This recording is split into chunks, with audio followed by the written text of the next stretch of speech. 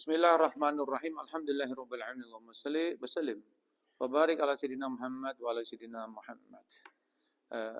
Dalam kitab Al-Fiqhul Islami wa adillatuhu, yaitu dijelaskan tentang kapan waktu kurban disyariatkan dimulai.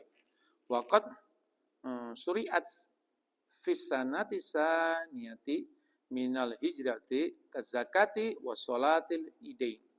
Ibadah kurban mulai disyariatkan pada tahun kedua Hijriah, sebagaimana pensyariatkan zakat dan sholat 2 hari raya.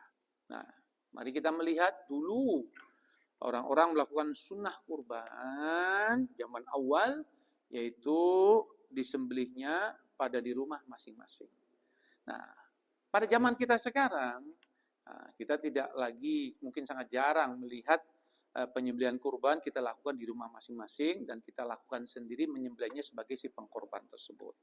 Ya, di mana sekarang dilakukan banyak memakai halaman masjid dengan salah satunya yaitu mungkin diniatkan syiar, mengumpulkan orang untuk berkurban di masjid dengan tadi yaitu meniatkan untuk syiar. Lalu bagaimana syariat mengaturnya? Di mana kurban tersebut yang kita lakukan, kita sembelih di halaman kurban. Maka di sini timbul pertanyaan, bagaimana hukum melakukan penyembelihan kurban di halaman masjid?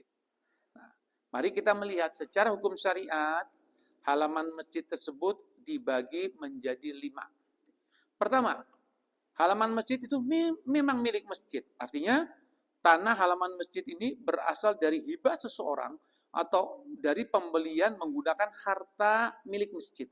Ada orang menghibahkan, ini masjid, ini tanah sekelilingnya saya beli, saya hibahkan untuk masjid. Atau uang kas masjid ini banyak sekali sehingga bisa membeli tanah sekelilingnya menjadi halaman masjid. Itu yang pertama. Yang kedua, wakaf kepada masjid. Artinya, tanah halaman masjid tersebut berasal dari seseorang, dari wakaf seseorang kepada masjid. Atau bisa dikatakan waktu membangun masjid, ini dia bangun masjid dan maslahatnya ini halamannya juga untuk masjid. Seperti itu. Ketiga, dan keempat dan kelima, yaitu ketiga adalah wakaf untuk kemaslahatan muslimin. Artinya tanah halaman masjid berasal dari wakaf seseorang untuk kepentingan umum yang kemudian dimanfaatkan sebagai halaman masjid salah satu fungsinya. Seperti itu. Tetapi karena ini kepentingan umum, bisa juga dipakai untuk kepentingan yang lainnya. Bukan hanya melulu untuk kepentingan yang berkaitan dengan acara masjid. Keempat adalah wakaf majhul, yang artinya wakaf tersebut tidak diketahui pemanfaatannya untuk apa. Di mana tanah tersebut berasal dari wakaf seseorang, tapi tidak diketahui niat seseorang ini peruntukan untuk apa. Apakah untuk masjid atau untuk kemaslahatan muslimin. Jadi tidak jelas. Yang kelima, tidak diketahui asal usulnya. Artinya, tanah halaman yang dipakai masjid itu berdiri tidak diketahui statusnya. Apakah berasal dari wakaf, milik masjid, atau sudah ada sebelum masjid itu berdiri. Jadi tidak diketahui apa asal usulnya tersebut. Nah, kalau seandainya kita berkurban, ya lewat panitia dan sebagainya, yang menggunakan halaman milik masjid tersebut, maka kalau halaman tersebut adalah termasuk golongan pertama, kedua, yaitu milik masjid, karena seseorang menghibahkan tanah tersebut untuk milik masjid sebagai halaman, atau masjid itu membeli tanah tersebut dari kasnya masjid tersebut, atau memang ini wakaf tanah tersebut untuk masjid, maka untuk menggunakan halaman masjid tersebut sebagai ibadah kurban, maka ini diwajibkan untuk membayar sewa sebagai biaya menyewa halaman tersebut, halaman masjid tersebut, ataupun kalau ada ongkos yang terjadi menggunakan air masjid, listriknya masjid, mungkin pencuci, alat-alat pencuci yang di masjid digunakan untuk membersihkan halaman masjid tersebut. Nah, kenapa ini disyariatkan wajib membayar? Karena penggunaan harta milik masjid harus semata-mata untuk kepentingan masjid yang bersangkutan. bukan untuk kepentingan perorangan ataupun umum. Sedangkan kita paham, ibadah kurban tersebut adalah ibadah yang sifatnya pribadi. Sehingga kalau menggunakan fasilitas masjid yang wakaf tadi, maka segala biaya yang timbul harus ditanggung oleh orang tersebut. Caranya bagaimana? Caranya saat misalnya saya berkorban, maka katakan saya berkorban kambing, maka saya harus memberikan uang kepada panitia tersebut.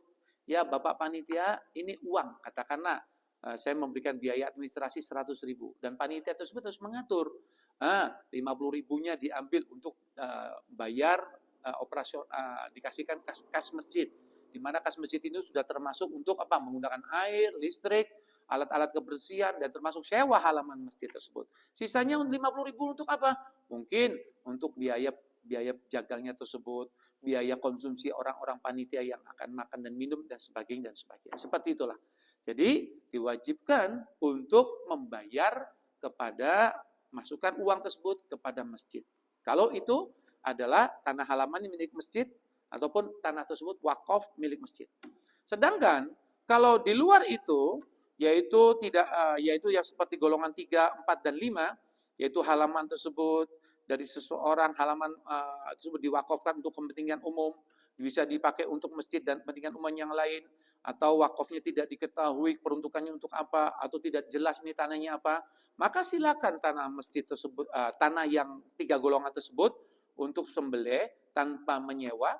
Tetapi kalau seandainya memakai tanah halaman masjid yang 3 golongan tadi, tetap menggunakan air masjid, tetap menggunakan listrik masjid, tetap menggunakan prasarana alat kebersihan masjid dan sebagainya yang milik masjid, maka tetap harus membayarnya, yaitu untuk membayar air masjid, listrik yang dipakai dari masjid, dan alat-alat kebersihan yang lain. Seperti itu hukumnya. Sehingga mari kita sama-sama mentaati hukum syariat tersebut, karena sekali lagi acara kurban adalah acara pribadi.